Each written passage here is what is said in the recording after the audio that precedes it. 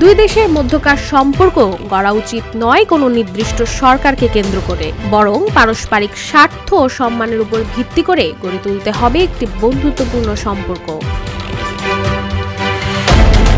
ঠিক এমনটাই মন্তব্য করা হয়েছে বাংলাদেশ ও ভারতের প্রেক্ষাপট নিয়ে। বলা হয়েছে, কোনো সুনির্দিষ্ট সরকারকে ঘিরে উচিত নয় দুই দেশের সম্পর্কে প্রভাব ফেলা।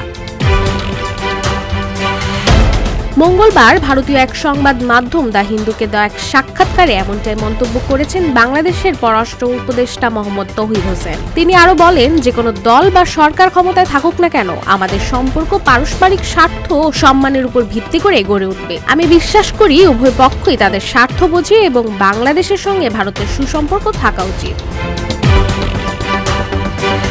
পররাষ্ট্র উপদেষ্টা বলেন, শুধু আওয়ামী লীগের নেতৃত্বেই নয়, বরং বিএনপির আমলেও দুই দেশের মধ্যে বাণিজ্য দ্রুত গতিতে বৃদ্ধি পেয়েছিল। তাই তার মতে সম্পর্ক নির্দিষ্ট সরকারকে কেন্দ্র করে হওয়াটা জরুরি নয়।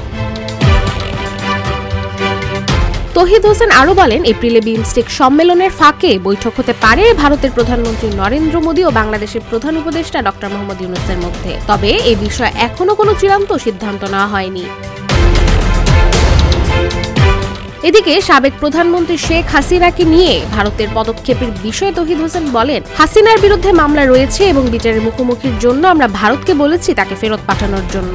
যতক্ষণ ভারত সরকার সেটা না করছে, আমরা আশা করব তারা অন্তত তার উপর কিছু বিধি নিষেধ আরোপ করতে পারে, যাতে তিনি এমন কোনো উত্তেজনা সৃষ্টিকারী ও মিথ্যা বক্তব্য না দেন।